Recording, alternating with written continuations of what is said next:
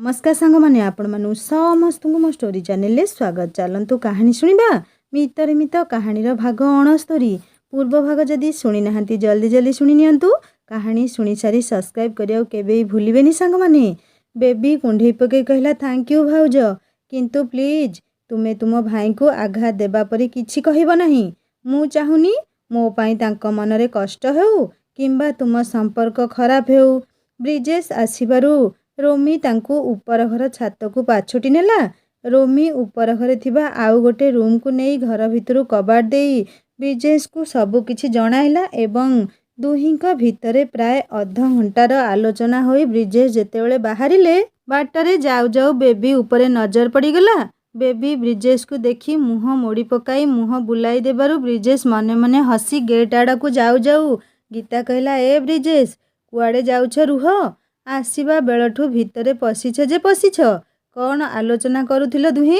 एठी मोर चाहा पकुड़ी सब ठंडा हो गलान जे। ब्रिजेश हसी देई कहले, अपा काली आसी आपनक हाथरू चाहा पकुड़ी खाइबी, आज टिके काम अछि आसुची। गीता कहला, अरे भौणी घर को आसीछ, भौणी को देखा न करी पलाउछ जे। ब्रिजेश कहले, काली आसीबी अपा, आयशा को कही देबे, एबे मोर घर को जिबार अछि। रोमी ब्रिजेश को पछे पछे आसी गीता को कहले, अपा ब्रिजेश भाई जानतु काली आसी आयशा को देखा करिवे जे। अनिमेष एवं आयशार विवाह भोजी सकाळु सोमेश, जीतू, अर्पिता, गीता समस्ते व्यस्त। फूलर एक विराट तोरण एवं सुंदर भावरे फूल एवं लाइटर समाहार रे लेखा होइथा अनिमेष वेट्स आयशा। एपटे चतुर्थी कर्म एवं पिंड पड़िबा सह वेदी कर्म पई अर्पिता समस्त जोगाड़े थाए। कुणिया बंधुंक तथा निज आत्मीयक गहली बढ़ुथाए। चतुर्थी कर्म परे साही एवं बंधुंक पाई दिन रोषेई पाई मकरा सह गीता, त्रिषा एवं सोमेश को माई ओ मीनू लागी पड़ी थांती परियापत्र कटारे। बेबी खाली छटपट होउथाए केमिति रंग नंबर पुओ को टिके कॉल करियो बोली, किंतु सुविधा हेउ नथाए।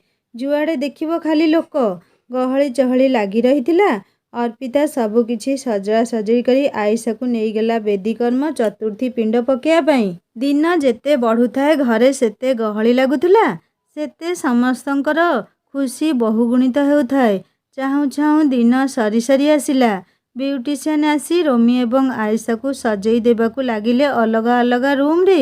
बेबी भारी व्यस्त हेउथुला जे ए जाए से गोटे फोन करिवार सुजोग पाइला नहीं। तथापि संध्या पूर्वरु मुंडरे बुद्धि जुटाई जुटाई शेषरे बाथरूम जाई फोन करी पचारला, आज आसीबटी?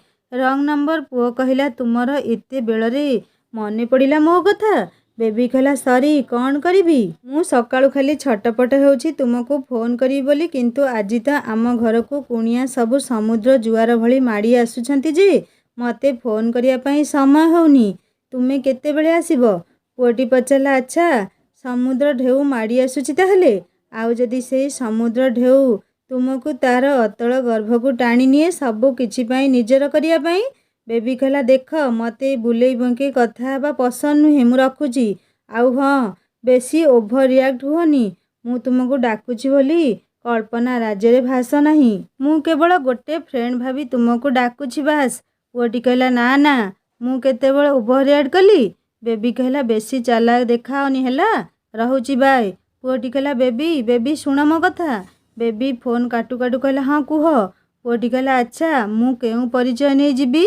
मते जदि किए पचारिबो तुमे किए बोली, किए तुमको निमंत्रण करिछि? बेबी मन को मन कहला, हे भगवान मनीष बड़ अडुआरे पड़िला तो, एते कथा चिंता न करी मु डाकिदेली, एबे कौन करिबी?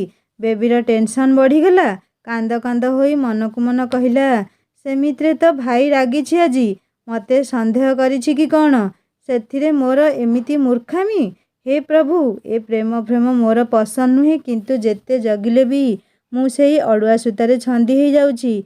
एबे कौन करिबी? मिस्टर रंग नंबर को मना तो करी हेबनी, जन को डाकी पुणी मन करिबा कौन उचित हेबो? केते अपमान लागिबो तांकू। आउ से जदि आसीबे मु कौन कहिबी? को सांग बोली कहिबी तांकू? मला आजी मनीष। रंग नंबर पुओटी कहला, ए बेसी कौन भाबुछ? बेबी कहला, नाई नाई किछि नुहे, मु रहुछि एबे। बाहरे खड़ खड़ हेलाणी, मु बाथरूम रु फोन करुछि। बाथरूम कथा शुणी पुओटी खूब हसिला।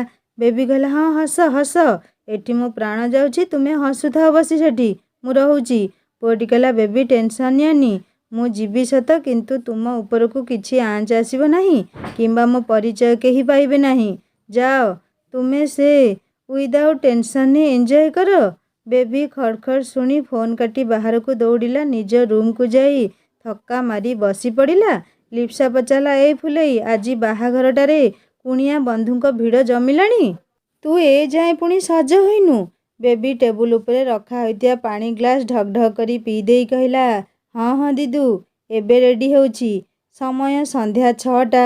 ସୋମେଶଙ୍କ ଘରଠାରୁ ବାହାର ଯାଏଁ ରଙ୍ଗୀନ କପଡ଼ା, ଭିନ୍ନ ଭିନ୍ନ ସୁବାସିତ ଏବଂ ସୁଗନ୍ଧିତ ଫୁଲ ସହ, ବଡ଼ ବଡ଼ ଡେକୋରେଟିଭ୍ ଲାଇଟ୍ ସହ, ରେଡ୍ କାର୍ପେଟ୍, ପିକକ୍ ଲାଇଟ୍ ସହ, ରୁମ୍ ଲାଇଟ୍, ଝୁମର ଆଦି ଏତେ ସୁନ୍ଦର ଭାବରେ ସଜା ହୋଇଥାଏ ଯେ ସୋମେଶଙ୍କ ଘର ଏବଂ ଅଗଣା ବି ଠିକ୍ ନବବଧୂ ପରି ଝଲସି ଉଠୁଥିଲା। ପୁଅ ବୋହୂଙ୍କ ପାଇଁ ଏକ ସୁନ୍ଦର ମଣ୍ଡପ ସଜା ହୋଇଥିଲା। ମଣ୍ଡପ ଯାଏ ଫୁଲର ଗାଲିଚା ବିଛା ଯାଇଥିଲା। ଧୀରେ ଧୀରେ ଗେଷ୍ଟମାନଙ୍କ ଆଗମନ ହେବାରୁ ସୋମେଶ ଲିପ୍ସା ଏବଂ ତ୍ରିଷାକୁ କହିଲେ ରୋମି ଏବଂ ବୋହୂକୁ ନେଇ ଆସିବା ପାଇଁ। ତ୍ରିଷା ଏବଂ ଲିପ୍ସା ଲାଲ ରଙ୍ଗର ଲେହେଙ୍ଗାରେ ସଜ୍ଜିତ ଆୟେଶାର ହାତ ଧରି ଯେତେବେଳେ ଫୁଲର ଗାଲିଚା ଉପରେ ଚଲେଇ ଚଲେଇ ଆଣିଲେ, ରୁଫ୍ ଟେଣ୍ଟରୁ ଗୋଲାପ ଫୁଲର ବର୍ଷା ହେବାକୁ ଲାଗିଲା। ପଛେ ପଛେ ରୋମି ଆସୁଥିଲା ହ୍ୱାଇଟ୍ ସାର୍ଟ, ମେରୁନ୍ ଜ୍ୟାକେଟରେ। ଖୁବ୍ ସୁନ୍ଦର ଦେଖାଯାଉଥିଲା ସେ। ଆଉ ସମସ୍ତଙ୍କର ନଜର ଅଟକିଥିଲା ନବବଧୂ ଆୟେଶା ଉପରେ। ଯିଏ ଦେଖୁଥିଲା ଆଖି ଫେରେଇ ପାରୁନଥାଏ। ମଣ୍ଡପ ଯାଏଁ ତ୍ରିଷା ଏବଂ ଲିପ୍ସା ନେଇଗଲେ ତାକୁ। ରୋମି ଆୟେଶା ହାତ ଧରି ମଣ୍ଡପ ଉପରକୁ ନେଇଗଲା। ଦୁହେଁ ବସିଲେ ମଣ୍ଡପ ଉପରେ। ବର-ବଧୂ ବସିଥିଲେ ସାଙ୍ଗ ହୋଇ। ଲୋକଙ୍କ ଗହଳି ବଢ଼ି ବଢ଼ି ଚାଲୁଥିଲା।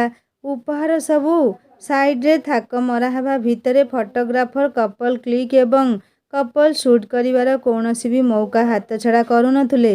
ରୋମି ଫଟୋ ସୁଟ୍ ଏବଂ ଭିଡ଼ିଓ ସୁଟ୍ କରିବା ପାଇଁ ଆୟେଶାର ଯେତେ କ୍ଲୋଜ୍ ହେଉଥିଲା, ଆୟେଶା ଲାଜରେ ସେତିକି ଝାଉଁଳି ଯାଉଥିଲା। ରୋମି ହାତର ଏବଂ ଶରୀରର ସ୍ପର୍ଶ ତା ପାଇଁ ନୂଆ ନୁହେଁ।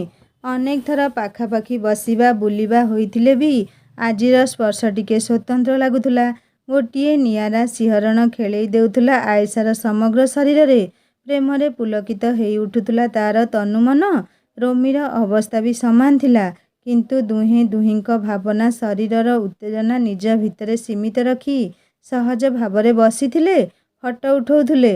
ଆୟେଶା ଏବଂ ରୋମିର ଯୋଡ଼ି ସବୁଠୁ ବେଶୀ ଆକର୍ଷଣର କେନ୍ଦ୍ରବିନ୍ଦୁ ଥିଲା। ଆସୁଥିବା ଅତିଥିମାନେ ଘଡ଼ିଏ ଚାହିଁ ରହୁଥିଲେ।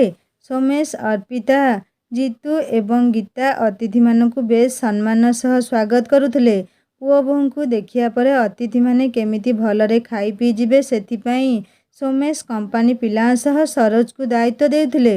ସୋମେଶ ପ୍ରଥମେ ରନ୍ଧା ଖାଦ୍ୟରୁ ସାତ୍ତ୍ୱିକ ଖାଦ୍ୟ ଆଣି ଇଶାଣ ଘରେ, ଠାକୁର ଘରେ ଭୋଗ ଲଗାଇ ପ୍ରଥମେ ସୁରବାବୁ, ନିମିନା ଏବଂ ଗୀତାର ଶାଶୁ ଶ୍ୱଶୁର ଏବଂ ମିନୁକୁ ନିଜ ଦାୟିତ୍ୱରେ ଆଣି ଦେଇଥିଲେ। ଏସବୁ ଭିତରେ ବେବି ରୋମି ଏବଂ ଆୟେଶାର ସାଇଟ୍ରେ ବସି ଖାଲି ଏପଟ ସେପଟ ହୋଇ ଚାହୁଁଥାଏ। ରୋମି ସମସ୍ତଙ୍କ ଦୃଷ୍ଟି ଆଢ଼ୁଆଳରେ ଆୟେଶା ହାତ ଧରି। ଆୟେଶା ଆଖିରେ ଆଖି ମିଶେଇ ଚାହୁଁଥାଏ। ଯେତେବେଳେ ଆୟେଶା ଆଖି ଦୁଇଟି ଲାଜୁଆ ହୋଇ ବୁଜି ହେଇଯାଉଥିଲା, କେତେବେଳେ ସୋମେଶ, ଅର୍ପିତା, କେତେବେଳେ ଗୀତା, ଜିତୁ, ସୁରବାବୁ, ନିମିନା ଏବଂ ମାମୁଁଘର ଲୋକଙ୍କ ସହ ତ୍ରିଷା, ଲିପ୍ସା ସମସ୍ତେ ଆସି ନୂଆ ଦମ୍ପତିଙ୍କ ସହ ଫଟୋ ଉଠାଇ ମଜା କରୁଥାନ୍ତି। ବେବି ଖାଲି ଅସ୍ତବ୍ୟସ୍ତ ହୋଇ ଫୁଲ ଏବଂ କପଡ଼ାରେ ନିର୍ମିତ ଗେଟ୍ ଆଡ଼କୁ ଚାହିଁବା ଦେଖି ରୋମି ପାଖକୁ ଆସି ପଚାରିଲା, ଏଇ ମାଙ୍କିଡ଼ି, କାହା ବାଟ ଚାହିଁ ରହିଛୁ? କ'ଣ ମାଧବୀ ଆସିନି? ବେବି କହିଲା, ହଁ ହଁ, ଦେଖିନୁ ଏତେ ବେଳ ହେଲାଣି ଆସିବ କହିଥିଲା, କିନ୍ତୁ ତା'ର ଦେଖା ନାହିଁ ଏଯାଏଁ। ରୋମି କହିଲା, ହଉ ହଉ, ଆସେ ଏଠିକି, ମୋ ପାଖକୁ ଫଟୋ ଉଠେଇବୁ। ତୋର ତ ଖାଲି ସାଙ୍ଗ ପାଖରେ ମନ ଆଉ। ସାଙ୍ଗ ନା ଆଉ କିଏ ସ୍ପେଶିଆଲ କିରେ ଅଛି? ଆୟେଶା, ଲିପ୍ସା, ତ୍ରିଷା ସବୁ ହସିଲେ। ରୋମି ବି ଖୁବ୍ ଜୋରରେ ହସିଲା। ବେବି କହିଲା, ଯା, ତତେ କିଛି କହିବା କଥା ନୁହେଁ। ଆଉ କିଏ ହେବ ଯେ? ତ୍ରିଷା କହିଲା, ସମନ୍ ସ୍ପେଶିଆଲ। ବେବି କହିଲା, କ'ଣ ଦିଦି, ତୁମେ ବି? ଲିପ୍ସା କହିଲା, ଆରେ ତ୍ରିଷା, ଉପର ବରଡ଼ା ଖସୁଛି, ତଳ ବରଡ଼ା ହସୁଛି।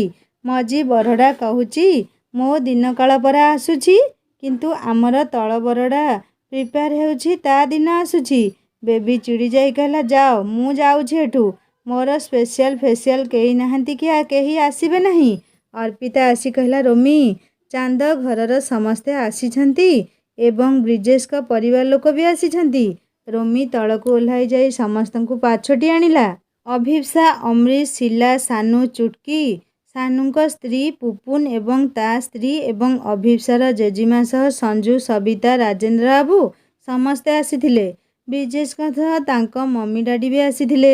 ରୋମି ସମସ୍ତଙ୍କୁ ପ୍ରଣାମ କରି ଆୟେଶା ପାଖକୁ ପାଛୋଟି ନେଲା। ରୋମି ତ୍ରିଷା ଏବଂ ବେବିକୁ ବ୍ରିଜେଶଙ୍କ ପରିବାର ସହ ପରିଚୟ କରାଇଦେଲା। ବେବି ସମସ୍ତଙ୍କୁ ମୁଣ୍ଡିଆ ମାରିଲା ଏବଂ ତ୍ରିଷା ବି।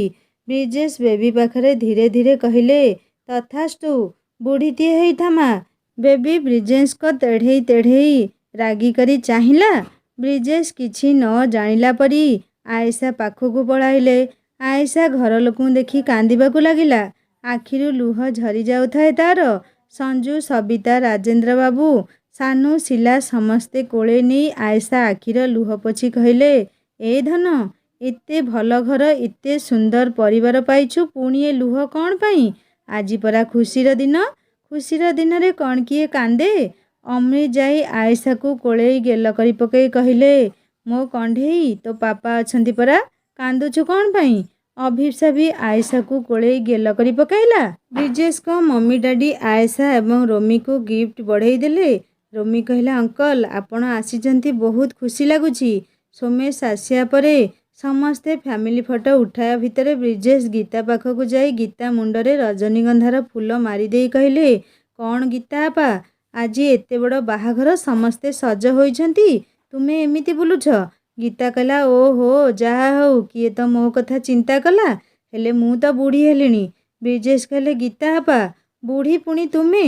ଖରାପ ଭାବନି, ଯଦି ତୁମେ ବାହା ହୋଇ ନଥାନ୍ତ ନା, ମୁଁ ଏଇନେ ତୁମକୁ ଉଠେଇ ନେଇଥାନ୍ତି ଯେ। ତ୍ରିଷା ଏବଂ ଲିପ୍ସା ହସିବାକୁ ଲାଗିଲେ। ଗୀତା ବ୍ରିଜେଶ କାନ ମୋଡ଼ି କହିଲା, ହେଇରେ ଟୋକା, ତୁମକୁ ଆଉ କେହି ମିଳିଲେ ନାହିଁ? ଏ ମଜା ଥଟ୍ଟା ସିନା ତୁମେ ତ୍ରିଷା, ଲିପ୍ସା ସହ କରିବ, ମୁଁ ପରା ପିଉସୀ ହେବି ତୁମର। ଡହରା। ବ୍ରିଜେଶ ହସି ଦେଇ ଗୀତାକୁ କୋଳେଇ ନେଇ କହିଲେ, ପିଉସୀ ତ କ'ଣ, ଆଉ କିଏ ହେଇଛି? ତା ଛଡ଼ା ତ୍ରିଷା ଆପା, ଲିପ୍ସା ଭାଉଜଙ୍କ ସହ ମଜା କଲେ ବିପଦ ଅଛି। ତାଙ୍କ ହିରୋମାନେ ମୋ ବେକରୁ ମୁଣ୍ଡ କାଟି ଅଲଗା କରିଦେବେ ଯେ। ଗୀତା ହସି ଦେଇ ବ୍ରିଜେଶ ଗାଲରେ ହାତ ମାରି କହିଲା, ଭଗବାନ ତୁମ ଭଳି ପୁଅ ସମସ୍ତଙ୍କୁ ଦିଅନ୍ତୁ। କେତେ ଭଲ ଆଉ ଶାନ୍ତ ସରଳ ପିଲାଟିଏ। ଆଚ୍ଛା ବ୍ରିଜେଶ, ଏ ଲିପ୍ସାକୁ ଭାଉଜ ଭାଉଜ କ'ଣ ଡାକୁଛ ଯେ? ସେ ତ ଏପଟ ହିସାବରେ ଭଉଣୀ ହେବ। ବେବି ସେ ଆଡ଼କୁ ଆସିବା ଦେଖି ବ୍ରିଜେଶ କହିଲେ, ଅପା, ତୁମେ ଠିକ୍ କହିଲ। ଲିପ୍ସା ଭାଉଜ ସେମିତି ଦେଖିବାକୁ ଗଲେ ଭଉଣୀ ହିସାବ ତ ହେବେ। ଆଗରୁ ଭାଉଜ ଡାକି ଆସିଛି ତ ସେଇଥିପାଇଁ ଡାକୁଛି।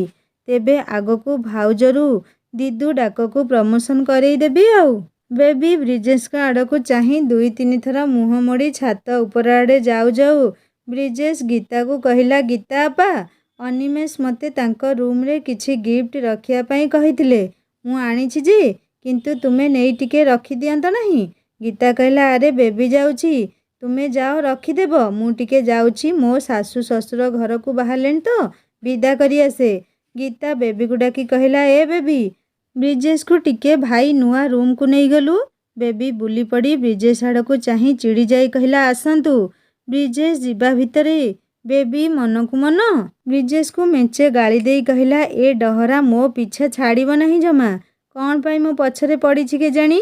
ଯଦି ରଙ୍ଗ ନମ୍ବର କେଉଁଠି ନଜର ରଖିଥିବ ମୋ ପ୍ରାଣ ଖାଇଦେବ। ବେବି ଯାଉଥାଏ, ବ୍ରିଜେଶ ତା ପଛେ ପଛେ ଯାଉଥାନ୍ତି। ବେବି ରାଗ ତମତମ ହେବା ଦେଖି ବ୍ରିଜେଶ କହିଲେ, ରାଗୁଛ କି? ବେବି ମନକୁ ମନ କହିଲା, ନା ମ, ଧୂପ ଦୀପ ଦୁବ ଅରୁଆ ଚାଉଳ ଦେଇ ପୂଜା କରୁଛି। ବ୍ରିଜେଶ କହିଲେ, କ'ଣ ଗାଳି ଦେଉଛ? ବେବି ବୁଲି ପଡ଼ି କହିଲା, ତୁମର କ'ଣ କଳେଇଙ୍କ ଭଳିଆ କଣ୍ଟା ବାଡ଼ରେ ଲୁଗା ପକାଇ ଝଗଡ଼ା କରିବାର ଅଛି ନା କ'ଣ ମୋ ସହିତ? ବ୍ରିଜେଶ କହିଲେ, କାହିଁ ନାହିଁ ତ। ବେବି କହିଲା, ତାହେଲେ ଅନାବନା ପ୍ରଶ୍ନ କ'ଣ ପାଇଁ କରୁଛ? ବ୍ରିଜେଶ କହିଲେ, ତୁମେ ଏମିତି ତମ୍ପ ଭଳି କାହିଁକି ହେଉଛ? ବେବି ରାଗିଯାଇ କହିଲା, ଚୋଟ ମାରିବି ବୋଲି। ବେବି କହୁ କହୁ ଜିଭ କାମୁଡ଼ି କହିଲା, ସରି। ବ୍ରିଜେଶ ହସି ଦେଇ କହିଲେ, ମୁଁ ଚାହୁଁଛି ତୁମ ଫଣାର ଦଂଶନ ଖାଇବା ପାଇଁ। ସେ ବିଷର ଜ୍ୱାଳା ମୋ ସମଗ୍ର ଶରୀରରେ ଚରିଯାଆନ୍ତା କି? ବେବି କହିଲା, କ'ଣ ପାଇଁ ଆପଣ ମୋ ପଛରେ ପଡ଼ିଛନ୍ତି ଯେ? ବ୍ରିଜେଶ କହିଲେ, କାହିଁକି ନା ମୁଁ ତୁମକୁ ଭଲ ପାଏ। ବେବି କହିଲା, କ'ଣ ଜବରଦସ୍ତ? ମୁଁ କହିଲି ପରା, ମୁଁ ଆଉ କାହାକୁ ଭଲ ପାଏ।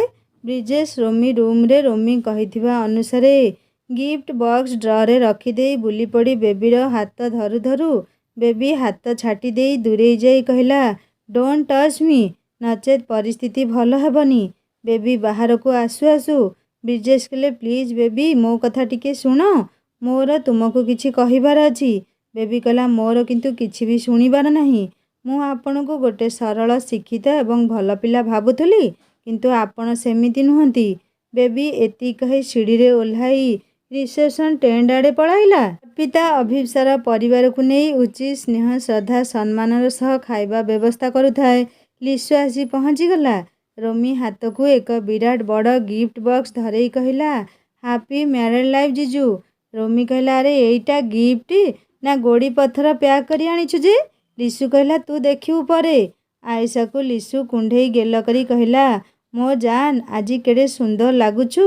ଏ ଟୋକା ଆଜି ତତେ ଦେଖି ଫୁଲ୍ ରୋମାଣ୍ଟିକ୍ ମୁଡ୍ରେ ଥିବ। ରୋମି ହସି ଦେଇ କହିଲା, ଆବେ ପାଗଳ, ସ୍ଥାନ କାଳ ପାତ୍ର ତ ଟିକେ ଦେଖେ। ଲିସୁ କହିଲା, ଆଉ ବାପି ଲକ୍ଷ୍ମୀକାନ୍ତ କୁଆଡ଼େ ଗଲେ? ରୋମି କହିଲା, ଆରେ ସେମାନେ ସକାଳୁ ଆସି କାମରେ ଲାଗିଛନ୍ତି ରେ। କ'ଣ ଖାଇଲେ କି ନାହିଁ କେଜାଣି, ମୁଁ ବି ଏଠୁ ଛାଡ଼ି ଯାଇପାରୁନି ଟିକେ। ଲିସୁ କହିଲା, ଆରେ ତୋର ଯିବା କିଛି ଦରକାର ନାହିଁ। ତୁ ତୋ ପୁନେଇ ଜହ୍ନକୁ ମନ ଭରି ଦେଖେ। ମୁଁ ଆସୁଛି ସେ ଦୁଇ ଜଣଙ୍କୁ ଦେଖିକି। ବେବି ଆସି ରୋମି ପାଖରେ ପଡ଼ିଥିବା ଚେୟାରରେ ବସିଗଲା। ରୋମି ପଚାରିଲା, କୁଆଡ଼େ ଯାଇଥିଲୁ କି? ଏମିତି ବ୍ୟସ୍ତ ଲାଗୁଛୁ। ବେବି କହିଲା, ନାଇଁ ଭାଇ କିଛି ନୁହେଁ। ରୋମି ପଚାରିଲା, ତୋ ମାଧବୀ ଆସିନି ଏଯାଏଁ? ବେବି କହିଲା, ନାଇଁ ପରା। ବେବି କଥା ନ ସରୁଣୁ ବେବିକୁ ଫୋନ୍ ଆସିଲା। ବେବି ନମ୍ବର ଦେଖି ଚମକି ପଡ଼ିଲା। ରୋମି ପଚାରିଲା, କିଏ? ମାଧବୀ କି? ବେବି ହଡ଼ବଡ଼େଇ କହିଲା, ହଁ ମାଧବୀ, ମୁଁ ଆସୁଛି ଟିକେ। ବେବି ତରତର ହୋଇ ରୋମିଠାରୁ ଦୂରେଇ ଯାଇ ଚାରିପାଖରେ ଚାହିଁଲା।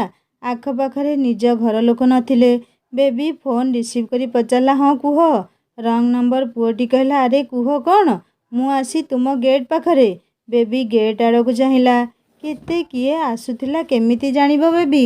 ତଥାପି କହିଲା, ହଉ ଆସ। କିନ୍ତୁ ମୁଁ ତୁମକୁ ଜାଣିବି କେମିତି? ପୁଅଟି କହିଲା, ମୁଁ ନିଜେ ତୁମକୁ ଦେଖା କରିବି। ଗୀତର ସାଉଣ୍ଡରେ କିଛି ବି ଶୁଭୁ ନଥିଲା ଠିକ୍ରେ। ପୁଅଟି କହିଲା, ଫୋନ୍ ରଖ, ମୁଁ ନିଜେ ତୁମକୁ ଦେଖା କରିବି। ବେବି ଛାତି ଧଡ଼ ଧଡ଼ ହେବାକୁ ଲାଗିଲା। ଚାରିଆଡ଼େ ଚାହିଁଲା ପୁଅଟି କିଏ ଜାଣିବା ପାଇଁ, କିନ୍ତୁ କାହାକୁ ସେ ଜାଣିଛି ନା ଦେଖିଛି ଯେ ଚିହ୍ନିବ? ବେବି ମନକୁ ମନ ଠାକୁରଙ୍କୁ ଡାକିଲା, ହେ ଠାକୁରେ ମୋତେ ରକ୍ଷା କର। ଯଦି ମିଷ୍ଟର ରଙ୍ଗ ନମ୍ବର କିଛି ଓଲଟ ପାଲଟ କରିଲା ତେବେ ମୋ ପ୍ରାଣ ଯିବ। ହେ ପ୍ରଭୁ ରକ୍ଷା କର ମୋତେ। ବେବି ଚୁପଚାପ ଖାଇବା ଆଡ଼େ ପଳେଇଲା। ଲୋକେ ସବୁ ଖୁବ୍ ଖୁସିରେ ଖାଉଥାନ୍ତି। ବହୁ ସୁନ୍ଦର ଭାବରେ ଚେୟାର ଟେବୁଲ ସବୁ ଧଳା ନାଲି କପଡ଼ାରେ ସଜା ହୋଇ ଗୋଲ ହୋଇ ପଡ଼ିଥାଏ। ଲୋକେ ସବୁ ଖୁବ୍ ଖୁସିରେ ଏବଂ ତୃପ୍ତିରେ ଖାଉଥାନ୍ତି। ସୋମେଶଙ୍କର ଏଇ ବଫେ ଖାଇବା ପସନ୍ଦ ନୁହେଁ। ତାପରେ ଗାଁ ଗାଉଁଲିରେ ବଫେ କରି ଭିଆଇପି ଦେଖେଇ ହେବାର ମୂଲ୍ୟ କିଛି ନାହିଁ। କାରଣ ଖାଇବା ଏମିତି ଏକ ଜିନିଷ, ଅଳ୍ପେ ବହୁତେ ସମସ୍ତଙ୍କର ଲୋଭ ଥାଏ। ସେଥିପାଇଁ ତ କୁହାଯାଏ, ପେଟ ଥଣ୍ଡା ତ ସବୁ କିଛି ଠିକ୍। ବେବି କ୍ୟାଟରିଂ ପିଲାଙ୍କ ପାଖକୁ ଯାଇ ପଚାରିଲା, ଗୁପଚୁପ୍ କେଉଁଠି ମିଳିବ? ସୋମେଶ ଆସି ବେବି ପିଠିରେ ହାତ ପକେଇ କହିଲେ, ମା ରେ, ତୁ ଏଯାଏଁ ଖାଇନୁ? ଆରେ ଷ୍ଟାର୍ଟର ଆଇଟମ୍ ପରା ସେପଟେ। ସୋମେଶଙ୍କ ଯୋଜନା ଅନୁସାରେ ଷ୍ଟାର୍ଟର ଆଇଟମ୍ କେବଳ ବଫେଟ୍ ସିଷ୍ଟମର ଥିଲା। କାରଣ ସମସ୍ତେ ତ ସବୁ କିଛି ଖାଇବାକୁ ପସନ୍ଦ କରିବେ ନାହିଁ। ତେଣୁ ଷ୍ଟାର୍ଟର କେବଳ ବଫେଟ୍ରେ ଲାଗିଥିଲା। ବେବି ଡରି ଡରି ଜାଣି ଜାଣି ସେଇପଟେ ରହିଲା। କେତେବେଳେ ଲୁଚି ଲୁଚି ଆସି ଦେଖୁଥାଏ ରିସେପସନ୍ ମଣ୍ଡପ ଆଡ଼କୁ, ଜାଣିବାକୁ ଯେ କିଏ ମିଷ୍ଟର ରଙ୍ଗ ନମ୍ବର। କିନ୍ତୁ କେତେ ପୁଅ ଆସୁଛନ୍ତି, ଗିଫ୍ଟ ଦେଇ ଯାଉଛନ୍ତି, କାହାକୁ ଜାଣିବ ସେ? ବେବି କିଛି ସମୟ ଖାଲି ଏପଟ ସେପଟ ହୋଇ ଠାକୁରଙ୍କୁ ଡାକୁଥାଏ, ହେ ଭଗବାନ, ଏ ମିଷ୍ଟର ରଙ୍ଗ ନମ୍ବର ପଳେଇ ଯାଉ କେମିତି। କିଛି ଯଦି ବଖେଡ଼ା କରିବ ନା ମୋ ପ୍ରାଣ ଯିବ। ଏତେ ଲୋକରେ ଇଜ୍ଜତ ବି ଯିବ। ହେ ମା ବିରଜା, ତତେ 108 ନଡ଼ିଆ ଦେବି, ତତେ ଲୁଗା ଚଢ଼େଇବି। ମା ପ୍ରମିସ୍ କରୁଛି, ସେ ପିଲାକୁ ଆଉ କେବେ ଡାକିବି ନାହିଁ। ସେ ପିଲା ଭଲରେ ଭଲରେ ଭୋଜି ଖାଇ ଯାଉ ବାହାରିକି। ମା ସେ କିଏ, କେମିତି, ତା ଗୁଣ କ'ଣ ମୁଁ କିଛି ବି ନ ଜାଣି ଡାକିଦେଲି। ଯଦି କିଛି ଖରାପ ପିଲା ହେଇଥିବ ନା। ବେବିର ଛାତି ଭୟରେ ଥରୁଥାଏ। ହଠାତ୍ ଲାଇନ୍ କଟିଗଲା। ଚାରିଆଡ଼ ଅନ୍ଧାର ହୋଇଗଲା। ଲୋକ ଖାଇବା ସ୍ଥାନରେ ବସି ହୋ ହା ହେଉଥାନ୍ତି। କେହି ଜଣେ ବେବିର ହାତ ଧରି ବେବି ମୁହଁରେ ହାତ ଚାପି ଟେଣ୍ଟ ପଛରେ ଥିବା ଘରର କାନ୍ଥ ଆଡ଼କୁ ନେଇଗଲା। ବେବି ପାଟି କରିବାକୁ ଚେଷ୍ଟା କରୁଥାଏ। ସେ ହାତକୁ ମୁହଁରୁ ଛଡ଼େଇବାକୁ ଚେଷ୍ଟା କରି ବାଡ଼େଇ ପିଟି ହେବାକୁ ଚେଷ୍ଟା କରିବା ବେଳକୁ କେହି ଜଣେ ତା କାନ ପାଖରେ କହିଲା, ମୁଁ ତୁମ ମିଷ୍ଟର ରଙ୍ଗ ନମ୍ବର। ବେବି ଅନ୍ଧାର ଭିତରେ ନିର୍ବାକ୍ ନିଶ୍ଚଳ ହୋଇପଡ଼ିଲା। ହଠାତ୍ ଶକ୍ତ ହାତ ଦୁଇଟି ତାକୁ କାନ୍ଥରେ ଆଉଜେଇ ଦେଇ ବେବିର ସମଗ୍ର ଶରୀରରେ ନିଜ ଶରୀରକୁ ସମ୍ପୂର୍ଣ୍ଣ ଭାବରେ ଆଉଜେଇ ଦେଇ ବେବି କାନରେ କହିଲା, ବେବି, ତୁମକୁ କହିଥିଲି ନା, ମୁଁ ତୁମକୁ ଦେଖା କରିବି ଯେମିତି ବି ହେଉ। ବେବି ପ୍ରଥମ ଥର ଗୋଟେ ପୁଅର ଶରୀରର ଉଷ୍ଣତା ଖୁବ୍ ପାଖରୁ ଅନୁଭବ କରୁଥିଲା। ଦେହରୁ ତାର ଗମ ଗମ ଝାଳ ବୋହିବାକୁ ଲାଗିଲା।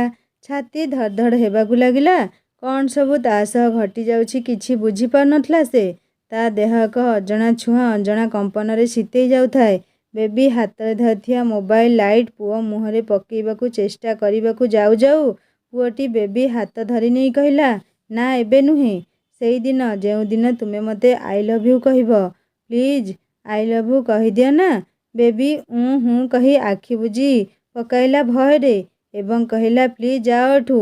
ହଠାତ୍ ରଙ୍ଗ ନମ୍ବର ପୁଅ ତାଠାରୁ ଦୂରେଇ ଛିଡ଼ା ହେବା ଭଳି ଲାଗିଲା ଏବଂ କିଛି ଗୋଟେ ତା ହାତରେ ଦେବା ଭଳି ଅନୁଭବ ହେଲା। କାନରେ କହିଲା, ଏଇଟା ମୋ ବନ୍ଧୁତ୍ୱର ଉପହାର। ସେଇଦିନ ପ୍ରେମର ଉପହାର ଦେବି ଯେଉଁଦିନ ତୁମେ ଆମ ପ୍ରେମକୁ ସ୍ୱୀକୃତି ଦେବ। ସେପଟେ ଲୋକ ଖାଇବାରେ ବସିଥାନ୍ତି। ହଠାତ୍ ଲାଇନ୍ କଟିଯିବାରୁ ହୋ ହଲ୍ଲା ହେବାକୁ ଲାଗିଲେ। ଲୋକେ ଅନ୍ଧାରରେ ଯିଏ ଯେଉଁଠି ଛିଡ଼ା ହୋଇଥିଲେ ସେମିତି ଛିଡ଼ା ହୋଇଥାନ୍ତି। ସୋମେଶ ଜେନେରେଟର ଅନ୍ କରିବା ପାଇଁ କହିବା ପୂର୍ବରୁ ସେପଟୁ ଜେନେରେଟର ଘଡ଼ ଘଡ଼ ସାଉଣ୍ଡ ଆରମ୍ଭ ହୋଇଯାଇଥିଲା। ବେବି ଆଖି ଖୋଲିବା ବେଳକୁ ଲାଇଟ୍ ସବୁ ଜଳୁଥିଲା। ତା ପାଖରେ କେହି ବି ନଥିଲେ। କିନ୍ତୁ ବେବି ହାତରେ ଏକ ସୁନ୍ଦର ସୁନାର ମୁଦି ଥାଏ ଯେଉଁଥିରେ ଲେଖାଥିଲା ବି। ବେବି ମୁଦିଟି ଦେଖି ମନକୁ ମନ କହିଲା, ବି, ଏଇ ବିର ମାନେ କ'ଣ ହୋଇପାରେ? ବେବି ନା ଆଉ କିଛି? ବେବି ମୁଣ୍ଡ ଦେହ ସବୁ ଝାଳରେ ଭର୍ତ୍ତି ହୋଇଯାଇଥିଲା। ବେବି ସତରେ ଶିହରି ଯାଉଥିଲା। ମନକୁ ମନ ଲାଜେଇ ଯାଇ କହିଲା, ଇସ୍, ପ୍ରେମର ପ୍ରଥମ ଛୁଆ କ'ଣ ଏମିତି? ଓଃ, କିଏ ସେଇ ପୁଅଟା? କିଛି ମୁହୂର୍ତ୍ତର ଛୁଆଁରେ କେତେ ମହକୁଥିଲେ। ମୋ ସାରା ଶରୀର ଯେମିତି ତାଙ୍କ ପ୍ରେମରେ ମହକି ଯାଉଛି। ଏବେ ବି ମୋ ଦେହ କ'ଣ ହେଇଯାଉଛି। ସତରେ କ'ଣ ପ୍ରେମ ଏମିତି? ବେବି ଆଉ କାଳ ବିଳମ୍ବ ନ କରି ଦୌଡ଼ିଲା ଗେଟ୍ ଆଡ଼କୁ ଦେଖିବା ପାଇଁ କିଏ ଏଇ ପୁଅ? କ'ଣ ତାର ପରିଚୟ? ଏଇ ବିର ମାନେ କ'ଣ? ବେବି ନା ଆଉ କିଛି? ଯଦି ଆଉ କିଛି ତେବେ କିଏ? ବି ଫର୍ ବ୍ରିଜେଶ ନୁହେଁ ତ? ଓ ମାଇ ଗଡ୍! ବେବି ନିଜ ଲେହେଙ୍ଗାର ଚୁନିରେ ନିଜ ମୁହଁର ଝାଳ ପୋଛି ଦୌଡ଼ିଲା ରୋମି ଏବଂ ଆୟେଶା ପାଖକୁ। ଆଖି ବୁଲାଇ ଖୋଜିବାକୁ ଲାଗିଲା ବ୍ରିଜେଶକୁ। ବ୍ରିଜେଶ ଛିଡ଼ା ହୋଇ ଗପୁଥିଲେ ସୋମେଶଙ୍କ ସହ ମଣ୍ଡପ ତଳେ। ବେବି ଜାଣି ଜାଣି ବ୍ରିଜେଶକୁ ଏକଲରେ ଚାହିଁଲା କିନ୍ତୁ ବ୍ରିଜେଶଙ୍କର ତା ଆଡ଼େ ଟିକେ ବି ନଜର ନଥିଲା। ବେବି ସୋମେଶଙ୍କ ପାଖକୁ ଯାଇ ଜାଣି ଜାଣି ଯାଇ ପଚାରିଲା, ବାବା, ତୁମେ ଖାଇବ ନାହିଁ? ଏ ଯାଏଁ କିଛି ଖାଇନ ଯେ? ସୋମେଶ ବେବିକୁ କୋଳେଇ ନେଇ କହିଲେ, ନା ରେ ମା, ଖାଇବି ଆଉ କେତେବେଳେ। ପ୍ରଥମେ ଅତିଥି ଚର୍ଚ୍ଚା, ପରେ ନିଜ କଥା। ଲୋକମାନେ ଭଲରେ ଖାଇକି ଗଲେ ମନ ଖୁସି ଲାଗିବ। ଏହାପରେ ବ୍ରିଜେଶକୁ ଚାହିଁ କହିଲେ, ଜାଣିଛ ବ୍ରିଜେଶ, ଇଏ ମୋ ଗେହ୍ଲି କଣ୍ଢେଇଟା, ମୋ ଝିଅ, ମୋ ଜୀବନ, ଆଉ ଇଏ ମୋ ମା ବି। ଗୋଡ଼େ ଗୋଡ଼େ ଜଗି ମୋ କେୟାର ନିଏ। ବ୍ରିଜେଶ ବେବି ଆଡ଼କୁ ଚାହିଁ ହସିଦେଲେ। ବେବି ପରି ଆଙ୍ଗୁଠିରେ ପିନ୍ଧିଥିବା ବି ଲେଟର ମୁଦିଟି ଜାଣି ଜାଣି ଚୁଟି ସାଉଁଳେଇବାର ବାହାନା କରି ବ୍ରିଜେଶକୁ ଦେଖେଇ ହେଉଥାଏ। କିନ୍ତୁ ବ୍ରିଜେଶଙ୍କର କିଛି ବି ଫରକ ପଡ଼ୁନଥିଲା। ବେବି ମନକୁ ମନ କହିଲା, ଓହୋ, କେତେ ଦେଖେଇ ହେଉଛନ୍ତି। ଏମିତି ହେଉଛନ୍ତି ଯେମିତି କିଛି ଜାଣିନି। ସତରେ କ'ଣ ଇଏ ମୁଁ ମିଷ୍ଟର ରଙ୍ଗ ନମ୍ବର? ଯଦି ହଁ, ତେବେ ନ ଜାଣିବାର ବାହାନା କ'ଣ ପାଇଁ? କ'ଣ ଅଛି ୟାଙ୍କ ମନରେ? ଆଉ ଯଦି ବି ଫର୍ ବ୍ରିଜେଶ ନୁହେଁ, ତେବେ କିଏ ଏଇ ବି? ମୋ ନାଁରେ ନୁହେଁ ତ ଆଉ? ବେବି ଭାବନା ଭିତରେ ବୁଡ଼ି ରହିଥିବା ବେଳେ ସୋମେଶ କହିଲେ, ବ୍ରିଜେଶ, ତୁମେ ଖାଇନ ପରା? ବାବା ମାମା ଖାଇସାରିଲେଣି, ତୁମେ କେତେବେଳେ ଖାଇବ? ବ୍ରିଜେଶ କହିଲେ, ଏବେ ଖାଇନେବି ଅଙ୍କଲ, ଆପଣ ବ୍ୟସ୍ତ ହୁଅନ୍ତୁ ନାହିଁ। ଏହାପରେ ସୋମେଶ କିଛି ବନ୍ଧୁଙ୍କ ଆଡ଼କୁ ହାତ ହଲେଇ ହସି ଦେଇ ବେବିକୁ କହିଲେ, ମା, ବ୍ରିଜେଶକୁ ନେଇ ଖୁଆଇ ଆଣିଲୁ, ମୁଁ ଆସୁଛି ଟିକେ। ବେବି ମନକୁ ମନ କହିଲା, ନା, ବ୍ରିଜେଶ ମୋ ମିଷ୍ଟର ରଙ୍ଗ ନମ୍ବର ନୁହନ୍ତି।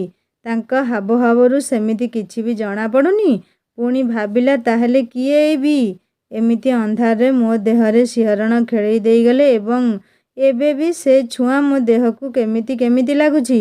ବେବି ଭାବିବା ଭିତରେ ବ୍ରିଜେଶ କହିଲେ, ମୁଁ ଆସୁଛି ଟିକେ। ବେବି ନିଜ ଭାବନାରେ ପୂର୍ଣ୍ଣଚ୍ଛେଦ ଟାଣି କହିଲା, କୁଆଡ଼େ ଯାଉଛନ୍ତି, ଆସନ୍ତୁ ଖାଇବେ। ବ୍ରିଜେଶ କହିଲେ, ନା, ମୁଁ ପରେ ଖାଇବି। ବେବି ବ୍ରିଜେଶକୁ ମୁଦି ଦେଖେଇ କହିଲା, ଦେଖିଲେ ଏଇଟା ଭଲ ହେଇନି?